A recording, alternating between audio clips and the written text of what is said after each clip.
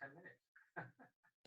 Hello, Dave. This is Coffee with Jane, and I'm with Dave Cordle here. Today, we're going to be chatting about children and the mindset and attitude that we can kind of instill in them and that they already have, that we can really learn from them if we just stop, listen, and be present for them. So, Dave, I know you had a really good kind of conference meetup last week. Do you want to tell us a little bit about that? Yeah, I will. So B Collaboration is the group. I run a meeting in Surrey once a month, and it fell in half term last week. So just to put in context, this is a monthly meeting for adults, for business owners generally, because they're the people that can get a Thursday afternoon off. And it's not a network meeting, it's about personal development and growth. So we're sharing some of our best stuff. We're exploring ways that we can be better. And I think the best way someone described it, one of our members, she said, I'm here just to be a better me than or the best me that I can be. The best me, yep. So last week I invited kids along because it was half term, and why not? And one of the things I'm passionate about is getting the career, the mindset, the confidence skills that I work on with adults into the hands of kids.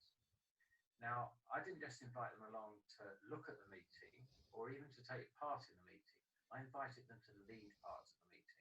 And fantastic. I'm going cold down my back. Yeah. Because it was just awesome. It was like a dream come true because they came and we had a 9 and a 10-year-old talking about the growth mindset. And they talked about the importance of not saying I can't, but saying I can't do that yet. Yeah. Find up the possibilities. Look, let me show you this because it's on my desk. This is the poster. Can you see that? Yes. This is the poster that these 9 and 10-year-olds made to go with their talk. Oh, I like it. Have a growth mindset.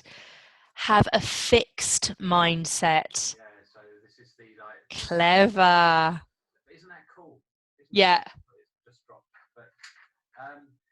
So they talked about that. We had some year 8, so they're 12 rising 13, and they were talking about the importance of being yourself. That's so important, isn't it, for us as adults to be ourselves. And then we had another 10-year-old talking about the importance of teamwork.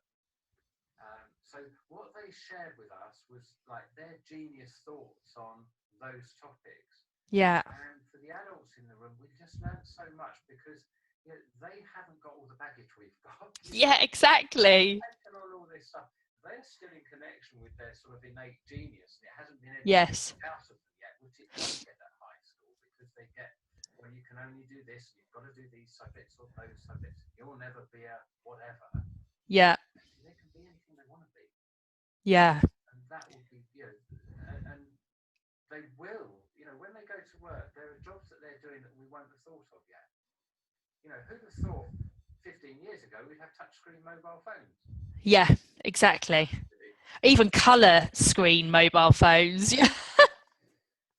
And that technology advance isn't stopping. If anything, it's getting faster. So they're likely to have 2 or 3 different careers. So the fact that they've got these mindsets, and if we can find a way of getting that into their psyche and into their minds before they leave education, they'll be set up beautifully to be fabulous people for the whole of their lives and not get all the stuff that we've got weighing us down. Yeah, definitely. I'm so pleased that they were, that you gave them the opportunity to do that. And I really hope that they go back to their schools and that they say that they've done this, and that maybe it could maybe be promoted in school. Maybe they could do an assembly or something like that. Well, bizarrely, actually, it's a bit sneaky, but I did invite my son Elliot and his friends who did the thing about the growth mindset. That's something they do at school. Fantastic. Lots of schools don't. Yeah. But I invited their head teacher, which was a bit sneaky, I guess. But they were fine with it, and she now wants them to go back and do their presentation to years 3 and 4. So really good. That's really good, because I think, nowadays with the I have a daughter, she's 5.5, and I do my meditation, I do my great gratitude, my thank yous, everything in front of her. At the end of the year, she'll do her own little poster of all the things she's grateful for last year and what she wants for next year, and I'll do the same. Um, and sometimes the gratitude for her is Power Rangers, or it's whatever she's grateful for. Um, and I think by instilling that, and by by instilling her genius in her and keeping it alive and thriving, I'll ask her, what do you want? What would you like to wish for? And she'll say, oh, I don't need anything, mummy. I've got everything. And it's like, wow, you feel whole. And it's when we start to feel not whole and kind of empty and not good enough, etc., that's when we start reaching out to external sources to fill us up. Whereas if we take the blocks away from us inside, we can fill our own selves up with love and positive energy. So, I mean, imagine if all of the kids in your daughter's school and my son's school and my daughter's school, imagine if they all did that gratitude thing. Yeah. They could all say, you know what, I feel whole. Doesn't mean you can't have stuff if that's what you want. Yeah. It's a great thing for her at 5.5. And she's just very lucky to have a mum who's taking her through that. It's amazing. Yeah, it is. It's a beautiful thing to see, and sometimes I've been having a conversation with somebody else about the law of attraction and money, and she'll pipe up. What did she say? It was so funny. Basically, quoting the law of attraction back to me, that if you wish for money and you're open to it, mummy, it will come. It's like, yeah, you're right, it will. Thank you. Out of the mouths of kids, eh? Yeah, definitely. Have you come across Sir Ken Robinson? Sorry? Sir Ken Robinson? No, I haven't. Worth looking up on YouTube, just in relation to the topic we're talking about. Yeah. He was in education in the UK. He's in education in the US now. I guess he's sort of in his late 60s or 70s. Mm-hmm. He talked at the Excel the other week, and he talked about a school in, I think it's a place called Jinx in Oklahoma. Uh-huh. Jinx rather than Jinx, because that's got negative connotations. Yeah. Hasn't it?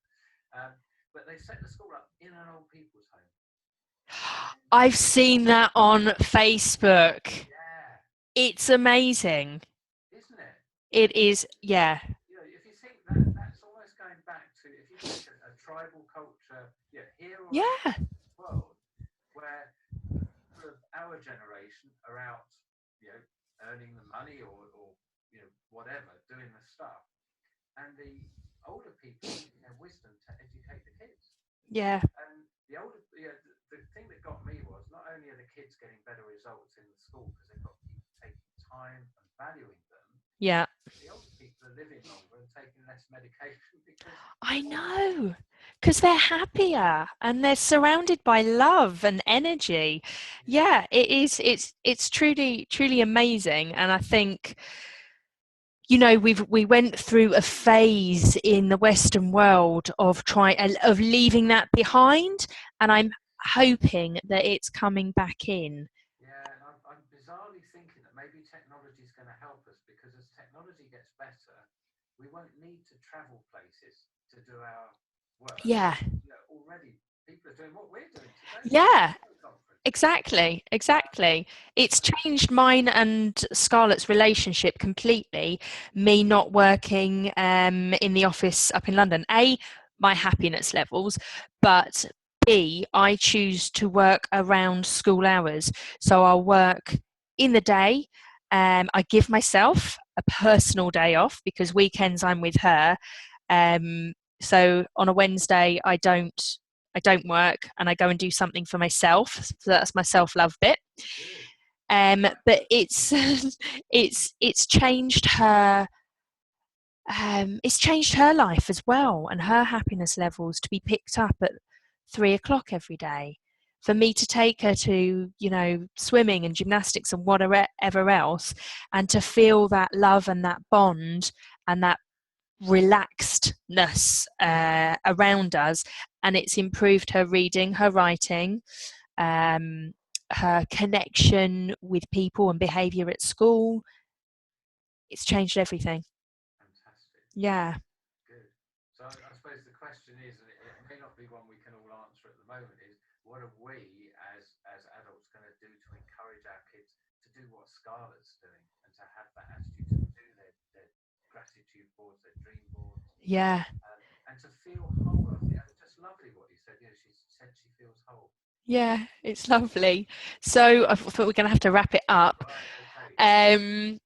But I think if everyone just makes a small commitment, the thank yous and gratitude every night, literally you just wrap it into the bed routine. Bedtime routine, it not only makes it work for you because you end up doing it as well, it just becomes a daily routine if you've got kids, and everyone has to do a bedtime routine. Yeah. So just add your gratitude and your thankfuls and your wishes for the future into your bedtime routine is my advice. I love that. I'll just echo that because that's a perfect place to finish on, isn't it? Fabulous. Great. Lovely talking to you, and connecting again, especially around the subject of inspiring our children and helping them to feel whole. Cool. Cheers, Dave. Thank you. Bye. Bye.